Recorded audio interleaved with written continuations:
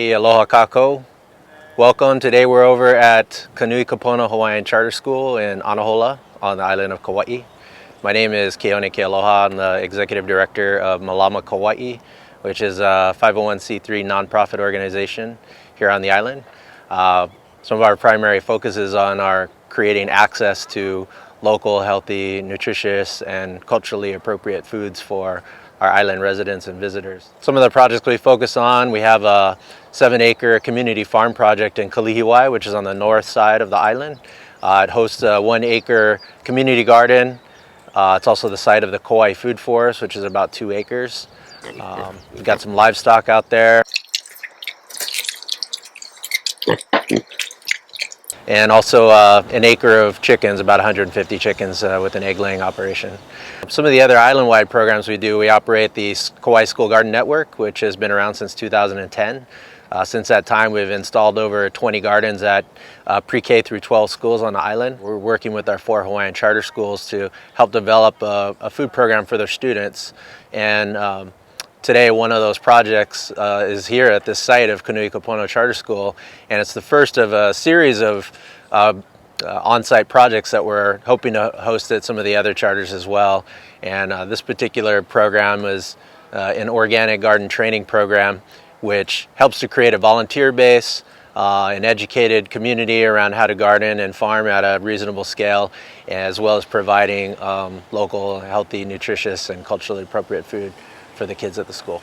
So this program, the garden training program, is something that we're operating here at Kanui Kapono's Charter School. It's the first school that we've done this at, and we think about it as more of an innovative way to both supply the school with a garden site, but also to educate and train community members, teachers, parents on how to garden, not just here at the school, but at home. So today we're going to be hearing some information from John Parziole. He's the owner and operator of Kauai Authentic Farms, located in Moloa'a, which is also on the north side of the island of Kauai. And he's going to be giving some instruction about kind of laying out the foundation of the garden project that we're doing here at this school. Aside from being a permaculturist and a farmer of several decades, he's also a parent of one of the students that goes to the school, his daughter. So he's got a personal interest in seeing this project follow through.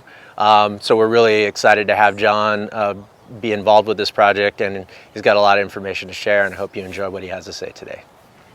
My name is John Parziole. Thank you for that kind introduction, Keone. I would like to start off today with a deep sense of honoring for the place that we are right now. Okay, not only this school, but this community, Anahola, Hawaiian Homelands. There is a rich legacy of food growing in where we stand today. Okay, and we stand on the shoulders of those people who came before us growing food. And I'm talking about back far enough to where there was no Costco or Walmart to sort of as backup. Okay, this is like subsistence growing. I also want to thank Malama Kauai for making this happen. This is a great thing. This is awesome. Okay. And on that subject of growing food, there's that little fire inside that we all get when we're in our gardens, right? That's, it's part of being human. It's like, we're mammals when it comes down to it. We're on this planet. We're a species that lives here. And our natural habitat, I submit that one of our most natural habitats is in our food growing area, right? It's where we feel connected. It's where we feel, connected to just who we are as beings, as people, as mammals. We have interactions with the natural world. Okay? It's my pleasure to be here and share. And really what I'm doing is I'm sharing my experiences that I've had over the last 20 years of growing food here. It's, it's what I think about, it's what I live, it's what I breathe, it's what I work from dawn till dusk, and lately it's even what I'm doing in the dark. So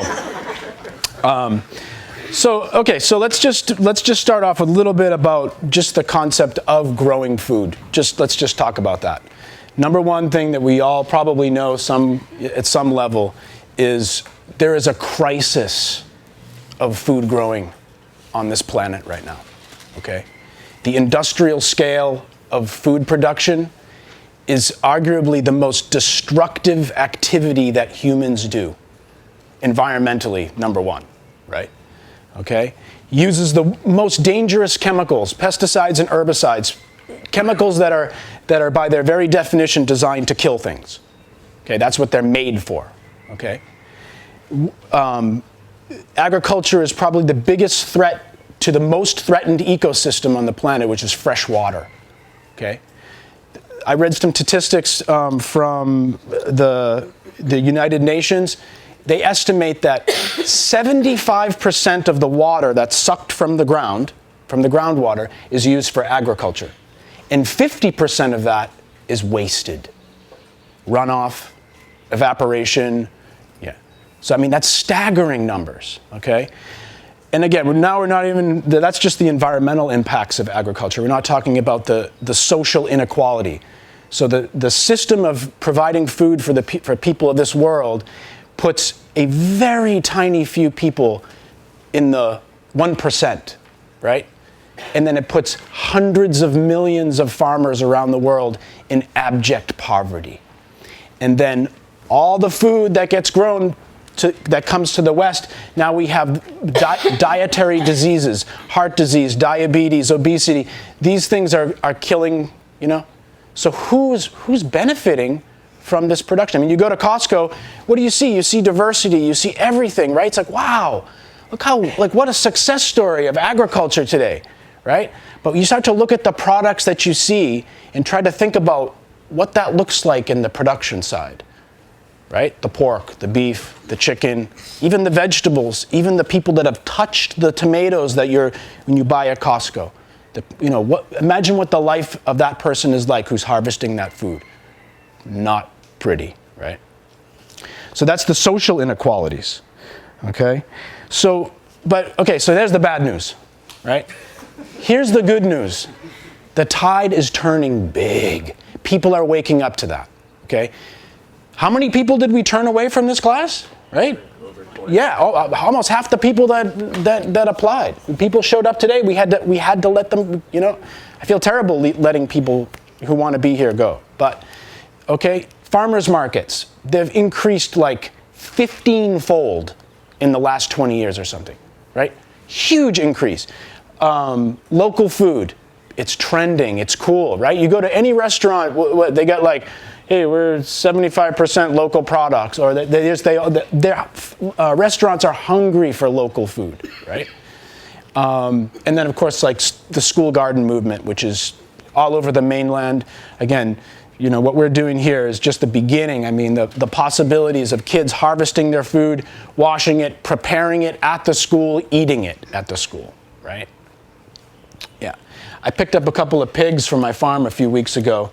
And the guy that I got them from, he showed me where the pigs were. I was selecting these pigs, and I'm like, oh wow, look at all that food. Where did that food come from? He's like, oh, that comes from the schools.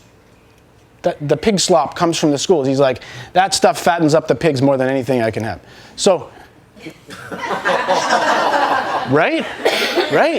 Like they're feeding the stuff that the kids aren't eating is going to pigs to fatten them up.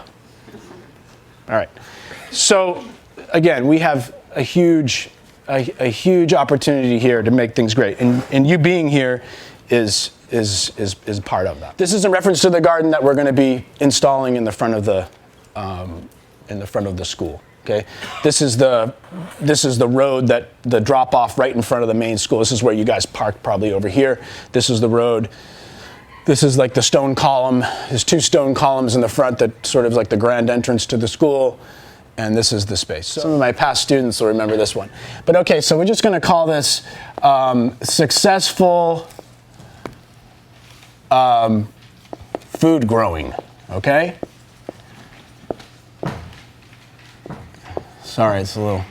Okay, so this is like this sort of thing here, right? Now this is going to be, this is supported, in my mind, this is supported by 3 pillars. Okay? And the first of which is biology. I was supposed to give you guys a little bit of bio to let you know who I am and stuff. But basically, I've been growing food for a while. I have some degrees in science. I have a master's degree, bachelor's degree. I studied ecology, biology, health. Anyway, so I have some background in science. The first pillar is biology, okay? That's the study of living things, of life, okay? When you're talking about conventional agriculture, you're talking about the view. It's a mechanistic view of the growing system. Okay, the soil is there as a material just for the plant roots to go, so they can pick up nutrients that you're injecting into this medium. Okay, that's a mechanistic view of the soil. That's not at all what we're after. It's not at all, and that's the reason why there's pesticides and herbicides and all kinds of bad practices, okay? Biology, in a tiny scoop of soil, there are hundreds of millions of living things in a teaspoon of soil, okay? Bacteria, yeasts, all kinds of microbes, okay? That's just in a handful of soil, okay? And in the great advances that we have in science, people engineering plants, whatever, flying to the moon and Mars and back, or whatever. Science can explain the simple interaction, like some of the many interactions of soil and nutrients in the soil. They don't know. They don't know, like, which microorganisms do what to which micronutrients to make them available to plants. They've figured out a few of them, but there's mystery in a spoonful of soil, okay? And again, part of it is because of that mechanistic view of agriculture. It's like they don't care about that. They just want to say, okay, look, the soil is there to hold the roots, to hold the plant food we're going to inject, okay? So in addition to the microbiology under the ground, the roots of plants are the leaves and stems of plants, they're covered with bacteria, fungus, all this stuff. So like the amateurism of thinking, let's just spray these plants with chemicals to kill all the bad things on the leaves, it's ridiculous because the leaves are covered with good things that are responsible for bringing stuff into the plant, right? Bacteria. It's staggering. Biology. How about our own biology? A study came out last year. The number of cells of bacteria, of microbiology, like microbes on our body, outnumber our own cells. Okay? So there's more of them in us than us. That's pretty staggering. That's legitimate. This is a scientific study. From all the bacteria that's in our gut to the bacteria that's on our skin, there's more of them than us in us. Okay, that just gives you an idea of the complexity of biology. But again, it also brings you back to the connectedness of it all. Okay, so when you're integrating into your garden and you're doing things in your garden and you're doing compost is basically an inoculant. That's the magic of compost. It's like it's just alive. The soil is alive. Of course, obviously, plants are alive. But so anyway, biology, super important when you want to be successful here. Second thing, so you guys just have flashbacks to like high school and college now. It's like chemistry. I just say that word and it makes me like, if I were in your seat, I just would like start, daydreaming or something. Chemistry, right? You remember those formulas and those like C's and A, all these letters and I'd like to forget it too. But chemistry in this sense is very simple. The periodic table of the elements, how convenient that it's right there, okay?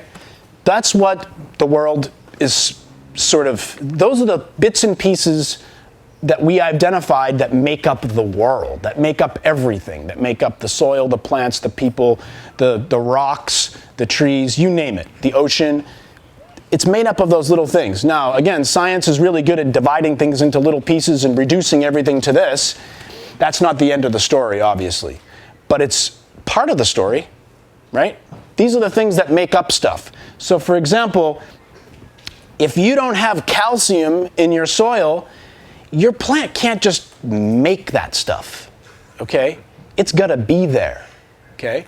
Now, and calcium is a good example because that's not the end of the story either. You can put calcium in your soil and maybe your plant's not gonna get it, or phosphorus, or any of these important elements. That doesn't mean just because it's there, its sheer presence in the soil, doesn't mean your plant can get it.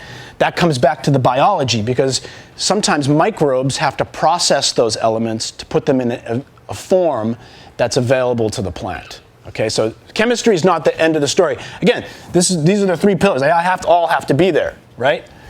If this was here and this was here and this wasn't here, this thing would collapse in the middle, right? So chemistry is just very simply nutrients in the soil, right? It's the nitrogen, it's the phosphorus, it's the potassium, it's all these micronutrients. Those are the things, I mean, you gotta have them there, right? The third pillar, this is the one you've been waiting for. Magic. Okay? What's in the magic category? You know those people, the green thumbs? No matter what they do, their garden is like, right? You watch them, they don't do anything, they do the same thing as you're doing, but they just have that touch. Those people get on my nerves because I have to work really hard to make that garden look good. The green thumb, that's a magical thing. I can't explain it, okay? What else is in the magic, you know? There's a Chinese saying that says, the best fertilizer is the footsteps of the gardener, right? Presence, being there, right? That is magical. There's an interaction. It comes back to what we were talking about. It's an interaction between you and the natural world. There's something in there that's very important, okay? You know, I have my youngest daughter is 1.5 years old. She's been teething, which is a lovely time of parenthood. Anyway, so she's been giving her carrots from the garden. She chews on them and she kind of likes them now. She kind of say carrot, whatever. A few weeks ago in the garden, she pulled out a carrot from the earth for the first time. That's magic there, right? Like, whoa, that's where that comes from. You can't put a price on that, right? And really, it's coming back to the same. Part of the magic for me is that, again, humans as part of the system, right? As the connectedness in nature, we're not separate. Like, okay, well, let's talk about nature now. You know, this thing that's outside myself. Okay, so if you're part of something, okay, you can't step out of it to describe it, right? This is a little philosophical here, but basically, you're part of it. So you can't have the last word on what you're talking about because you're speaking from within and inside it, nature. You're part of it, and there's part of your magic there. Okay, so this is okay, you know, understand some of this stuff, you're off to a good start. Okay. Talk now a little bit about permaculture. Really quickly, permaculture is kind of like the art and science of design of human settlements or human habitation. It's the science of putting things together in ways that make sense so humans can sustain themselves, okay? Now, unlike most sciences like biology and chemistry, permaculture has an ethos. It has ethics, okay? It recognizes the value, the inherent value of things in themselves, right? So it's like a tree doesn't have value because you can cut it down and turn it into wood and sell it, or you can harvest fruit off of it and make money, but somehow a tree has a value in itself, right? Anyway, so ethics. The number one permaculture ethic is care of the earth, okay? Which is, you know, kind of a basic truism. Number two, care of people. Now again, coming back to what we just said, it's like, okay, so the earth is people too, but you know, we're conceited enough that we need to reiterate that we need to take care of people too. And it's not just taking care of people, it's taking care of people's needs in a basic way. Are they fed? Are they housed? Are they clothed? But also, do they have value in their work? Like, what is the social equality, social inequality? I mean, it addresses all of that. So permaculture is not just about designing a garden. It can be about designing a village, a school, a community, just a house. It can be applied. The principles of permaculture can be applied to the smallest backyard garden to a large community of people. Okay. Number 2, care of people. Number 3, the notion of returning surplus, okay? So here you should read not capitalism, right? So not like I'm going to accumulate wealth. The better that I do, the more successful that I am, the more the pile of things behind me gets, and I'm getting better at the time. No, not that. Okay? It's returning the surplus. It's the idea of reinvesting. If there's a surplus, there's a reinvestment of that surplus into the system that you're creating in a way, right? And that can be the same thing of this fruit falling on the ground. There's a surplus of fruit that Malama Kauai has now created an organization around picking up that fruit or picking the fruit before it falls and bringing it to people who are hungry. Okay, I mean, that's an example of returning the surplus, right? And then the fourth one, I think somewhere in there, again, these permaculture ethics sometimes, depending on who you talk to, anyway, but there's also a limitation, or setting some limitations on population growth.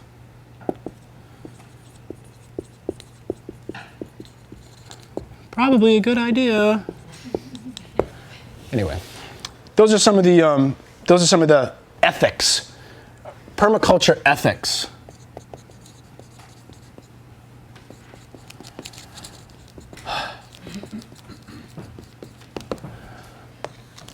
Okay, so from the ethics, this is like the core.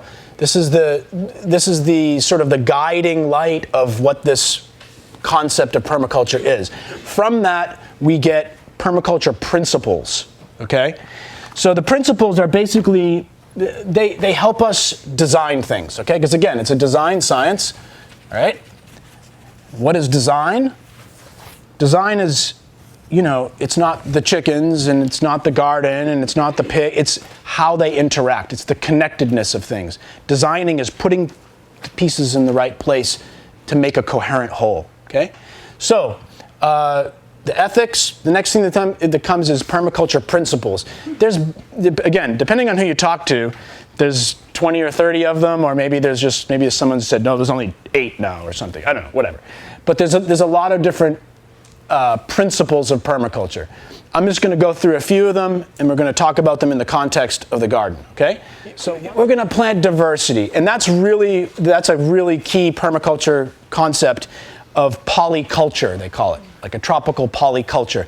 It's like you just put all kinds of stuff in there, and it's freedom to explore, and again, as soon as you're adding all these elements, different plants, bushes, low growers, ground covers, trees. It's like pretty soon you get this dynamic balance of things, and again, that's where some of the magic happens. So there's a real important emphasis on diversity, versus monoculture, right? Because when it really comes down to it, organic farming doesn't necessarily mean sustainable farming, right?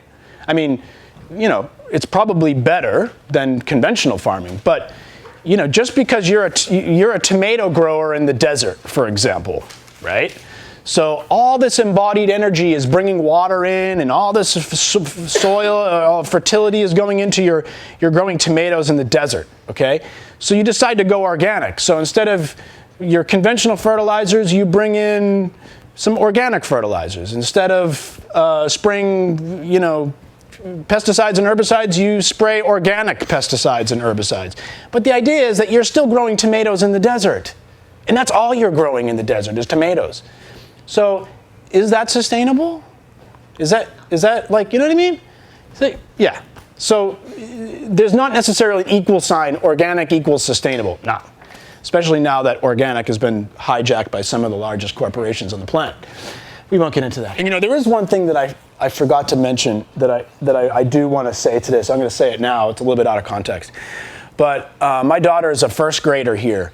And again, I really wanted to be part of the garden project. So the teacher who is teaching the Ike Aina, that's what this building is, and she was teaching farming and gardening and good stuff. So she and I were talking about the garden. She said, "Oh, will you come to this meeting tonight? Because we want to bring all some parents together, and we're going to see if we can get some volunteers to help in the garden." I said, "Sure, okay." Well, the meeting is not for the lower grades; it's for the upper grades, for like grades 6 through 12 or 5 through 12 or something like that. So in that building, right on the other side of that wall over there, I showed up after work. It was 5 o'clock or something. And I kind of was on the outskirts of the meeting because, you know, it's like they were talking about issues of the middle school. Again, it doesn't really have much to do with me. And again, it was close to the beginning of the school year. They're going through some logistics, like, you know, you got to have your T-shirts, you know, no tight pants, all that kind of stuff. But then the administrator of the school, the principal of the school said, this next thing that she was going to talk about was really important. And a bunch of parents were there.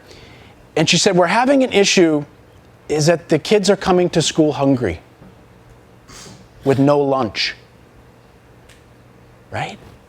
And it's like, I live 5 miles up the road and there's hungry kids at a school 5 miles from my house? How can these kids pay attention in school? They get no breakfast, right? And even the ones that have breakfast are probably, could be Cheetos and soft drink for breakfast, right? And they're coming to school with no lunch. That's like happening right here on Monday morning. That is unacceptable, right? So that's a big part of why I'm here.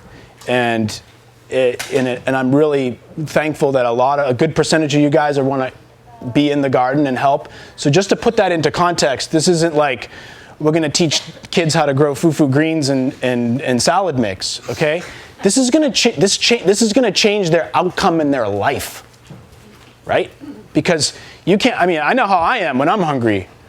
I can't pay attention. So what we're going to do is we're going to talk now about some very specific design tools that you can use in your home garden. And again, it's not just for gardens, but we're going to talk about it in that context of gardens. But you can apply these tools to where you put your house. You know, if you're imagining an eco-village or something, you can use these tools to just about design anything in a good way. And zonation is basically you're designing, you're putting things in their place with the thought of the frequency or intensity of use, okay, or visitation. Zone analysis. Analysis. Zone analysis. Okay. Okay, so it's basically, this is like, in permaculture is all about, it's simple, it's basic, it's common sense, and it's also like the way that indigenous people have been doing things forever. I mean, just leave it to modern day society to screw up the most basic stuff. So, basically this is an example of a zone analysis of a small farm, okay? But again, this can be applied anywhere. And it's basically this, it just comes down to this. The places you're going to go the most and visit the most should be closest to the center of the system. So the center of the system, say, is your house, okay? So, in other words, if you got a little herb garden, okay, that's right outside your kitchen door, that's where it belongs, right? If your herb garden was out here next to the cows, and you're making soup on a rainy night, you're not going to walk out in your slippers all the way across this little place, through the orchard, round the corner, past the chickens, and come out to harvest some parsley. It's like, oh, no way. So again, it's the idea of siting things, so where things go in relation to how frequent that you visit them, okay? So obviously your herb garden's right outside the kitchen door. Your vegetable garden's not too much further from that. Again, running out to grab a couple of carrots for your soup or whatever. Now, then, okay, so that's called zone 1. So zone 0 is kind of like you, or maybe your house, or again, it all depends on your point of reference. Okay, so if you're designing a community, your zone 0 might be like, the community center or the courtyard where there's gatherings, right? But in this sense, we're talking about you guys are going to take this information back to your homes and your home gardens. So in this, we can consider zone 0, the house, yourself. Zone 1, right outside the door, not too far from it. That's where your veggie garden goes.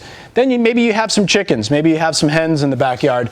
Maybe you don't want them right next to the window for whatever reason, Not like we don't have enough wild chickens to wake us up in the morning.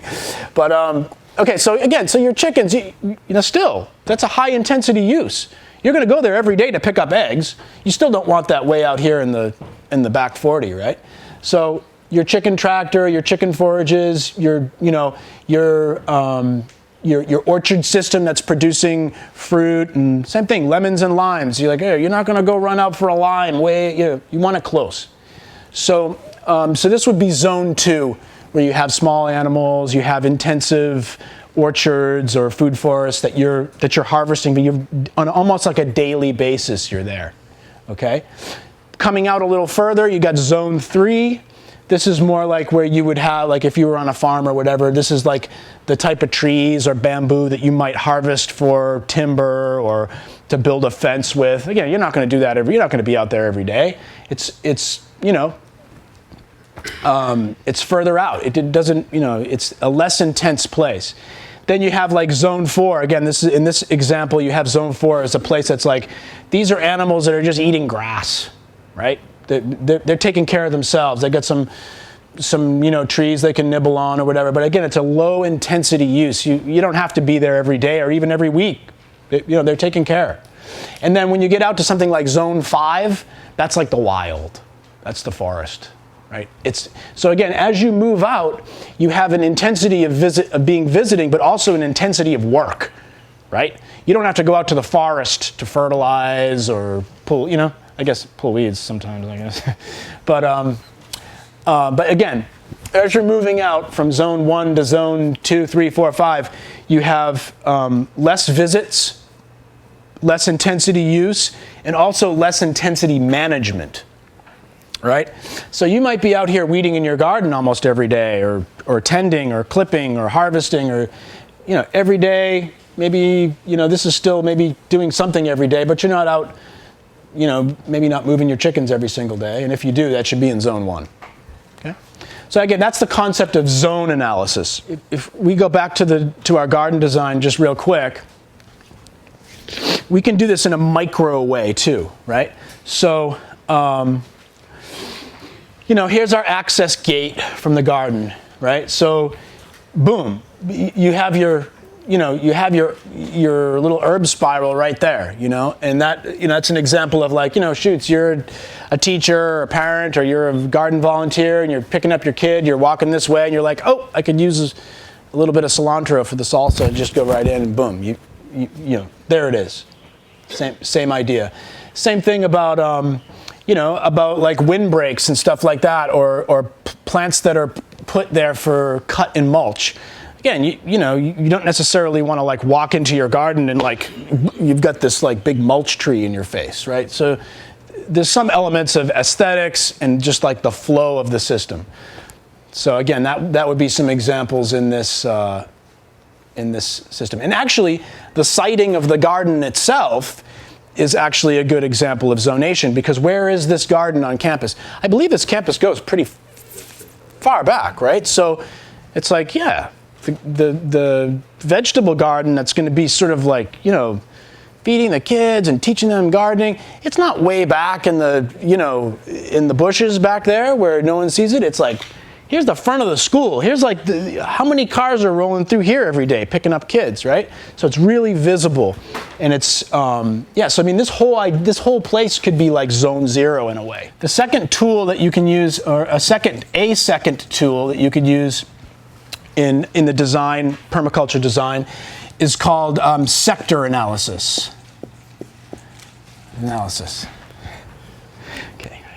Here it is. Okay, so this diagram actually combines like almost two of them, where you have like these are like hypothetical zones that come out, zone 1, zone 2. So don't worry about that. Don't let that confuse you. Let's just talk about the sectors. So the sectors are the best way to think about the okay, so this is frequency of zone analysis is frequency of use and or management, i.e. work. Sector analysis is the identification of energy that's moving through the system. Wild energy moving through the system.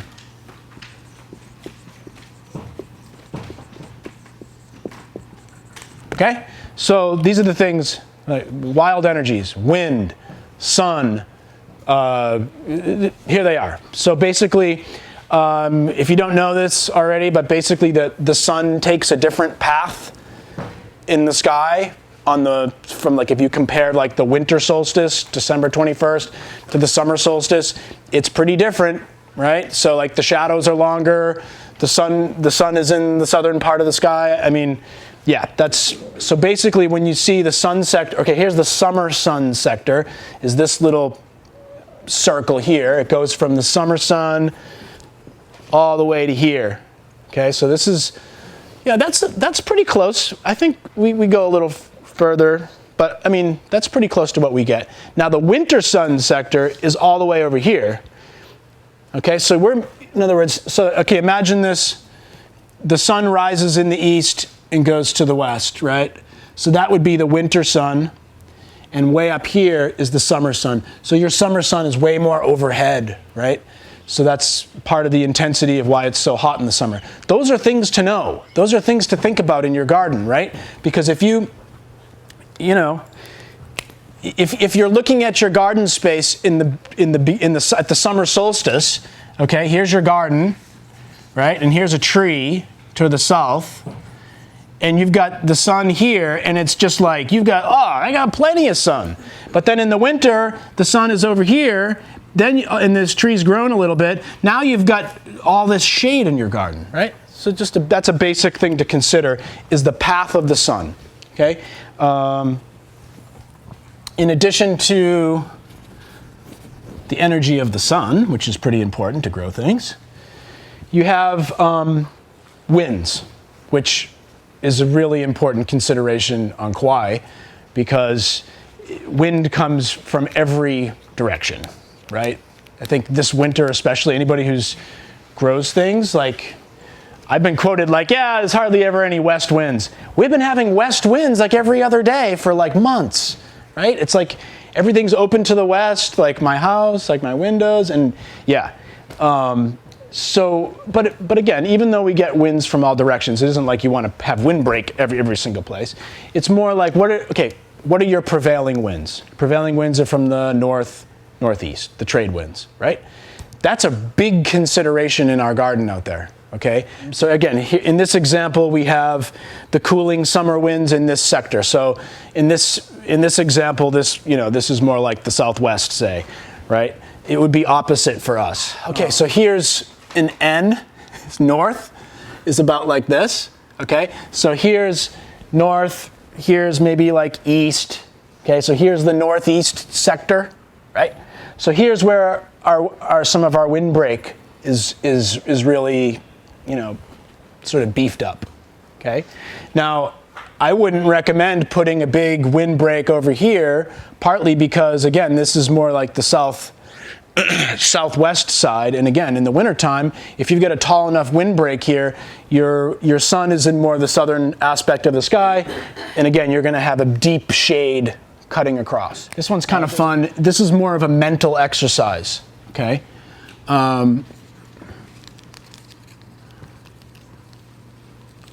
Okay, so we're gonna move through this kind of fast.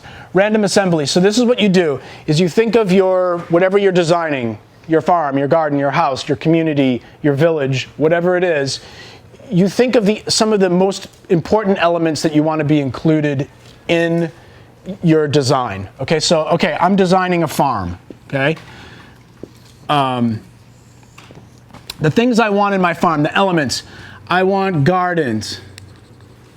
I want pigs, cows, chickens, worms. I want some houses. I want a pond. Help me here. Sheds. Aquaponics. I don't know.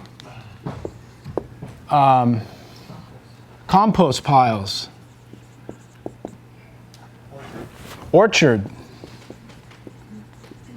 Outdoor kitchen. That's Kitchen. Outdoor. What? A stage. Yeah, that's my kind of farm. Okay, all right, so you get it, right? So then what you do is you have all these elements, and again, this can be a circle, it doesn't have to be a square. This is square, so that's why this is square. All these elements, right? Then you come in and you put, grammar is not my, what is it, like prepositions? On, at, next to, beside, on top of,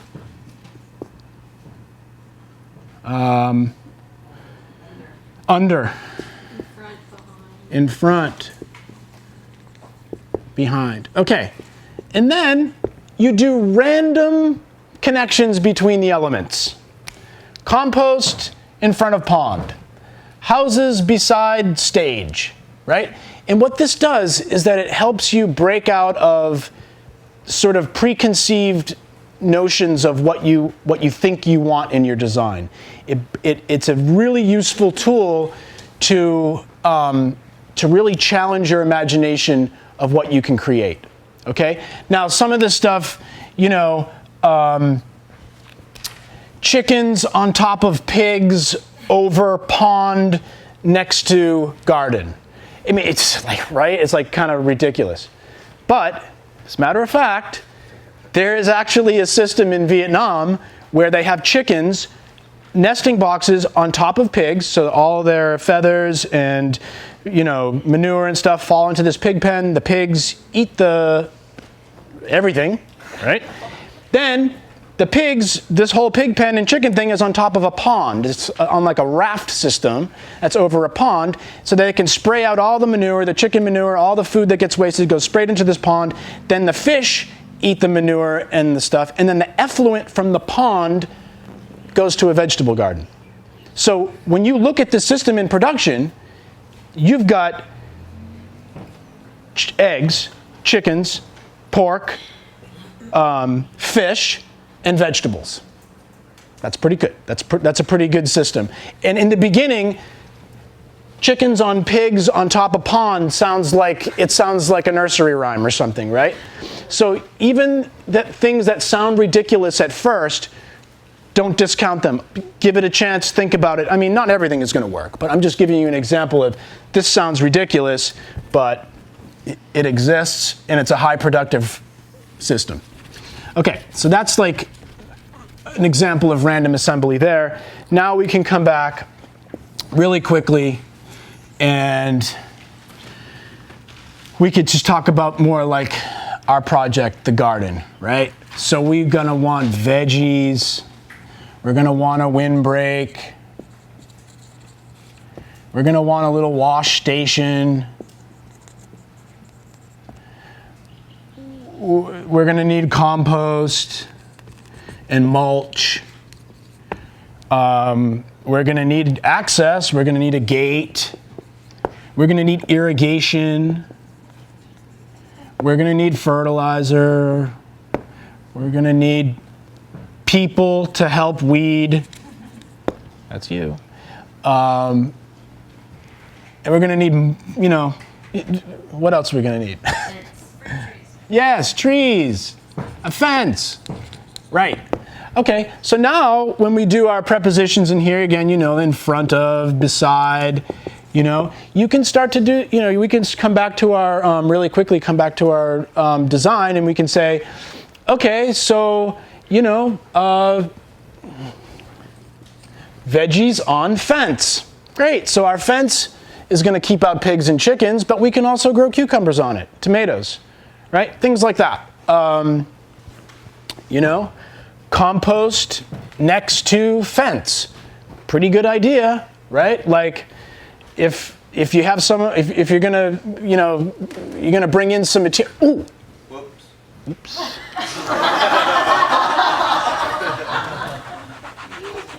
Ah, fixed.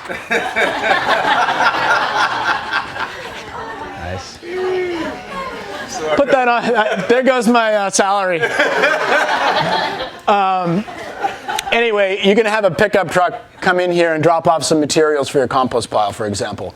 Easy access right over the fence. Okay. We have a tree trimmer. I don't know, it might even be here, I'm not even sure. But a tree trimmer who's going to help us out by bringing wood chips and things like that, composting materials.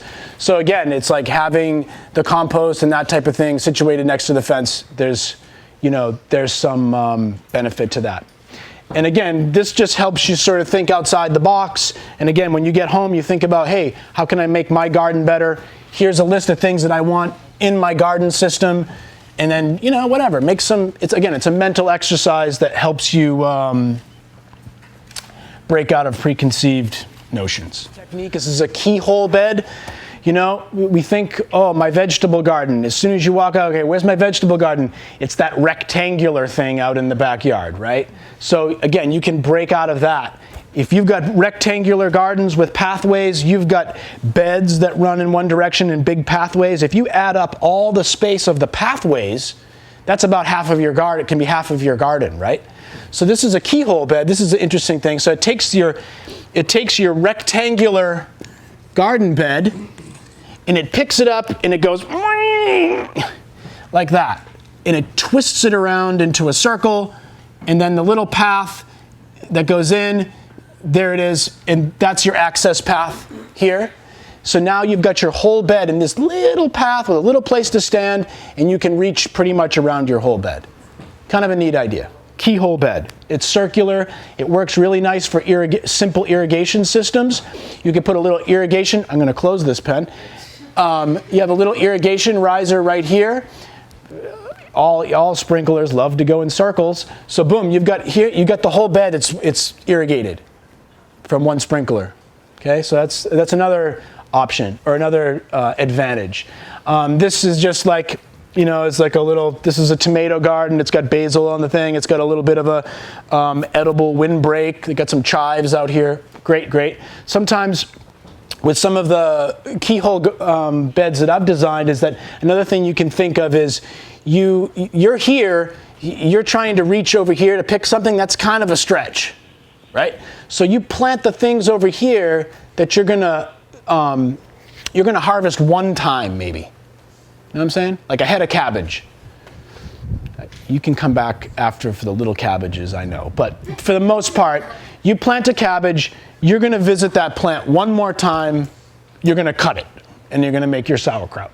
So that would be an example of one visit plant. And an example of a non-one, maybe you got your eggplants or your tomatoes, you're gonna pick off of that for a while. So that's gonna be a place you're gonna be reaching to grab. Keep that a little bit closer towards the path, right? So you got your one visit plants maybe out here, you've got your multi-visit plants. And again, you can, there's a lot of things you take into consideration.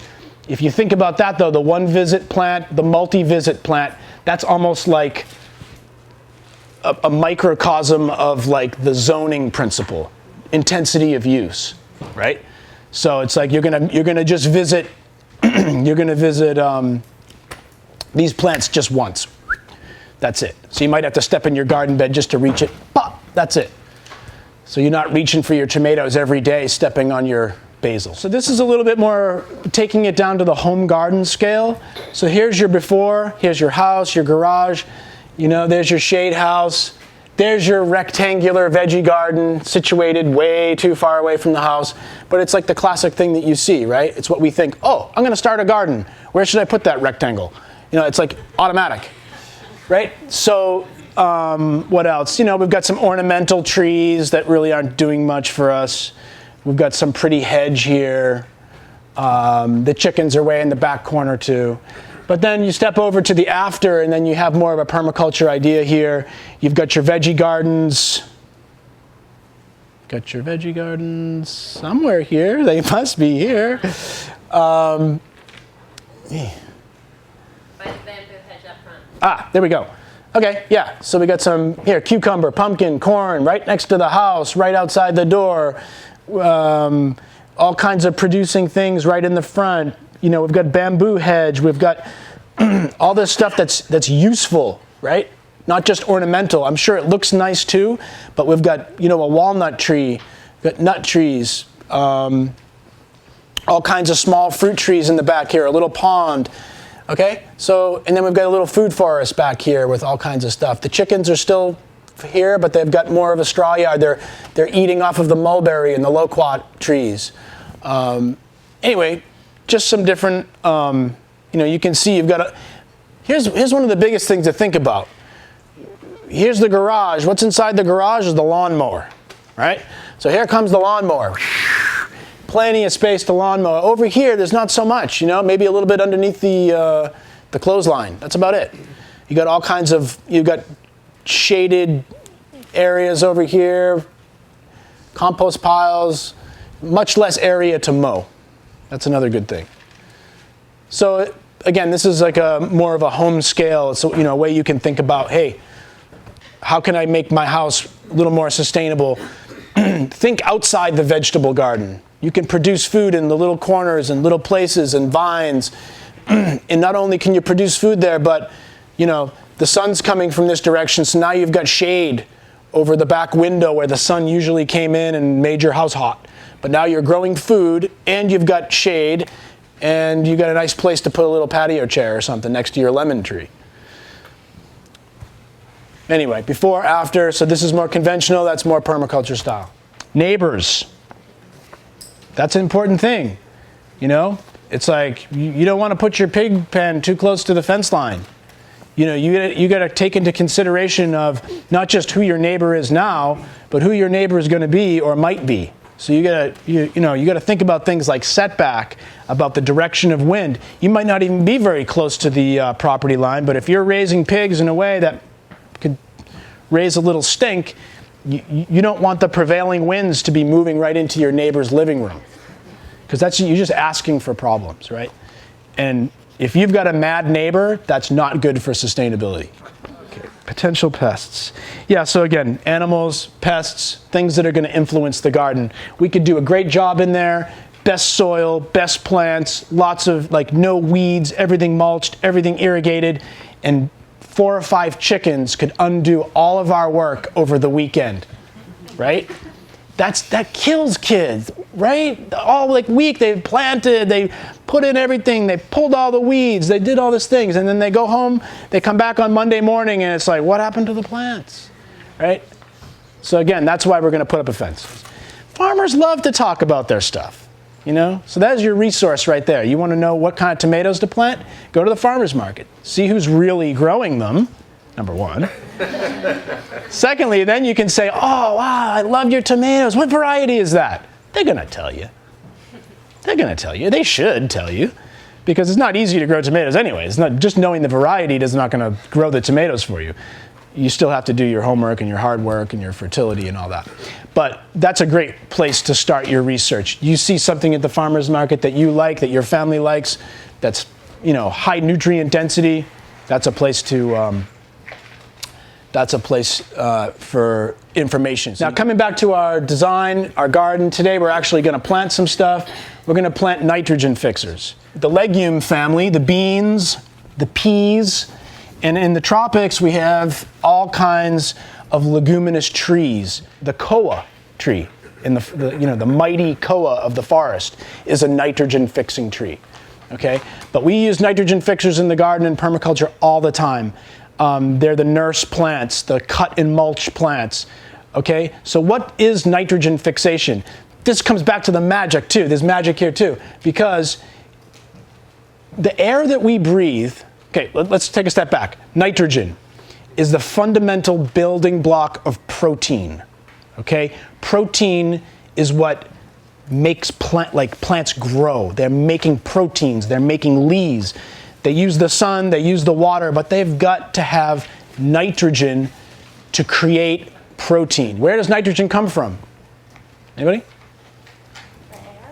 Yes, well, that's right. Most of the air, or the most prevalent element in the air that we breathe is not oxygen, it's nitrogen, right? Pretty wild, but it's true. It's like, yeah. Now, that nitrogen is N2, it's nitrogen gas. It's like, it doesn't really do much of any good. We don't breathe air and get nitrogen out of the air. There is one type of plant, the legume family, nitrogen-fixing trees, nitrogen-fixing plants. They have evolved to do a very slick trick. They bring in nitrogen from the air through their leaves, into their stems, down into their roots, and with a symbiotic relationship with a very specific type of bacteria called a rhizobium, they can store nitrogen for the use of that plant, which is really pretty cool. All right. Let's go get dirty, I guess.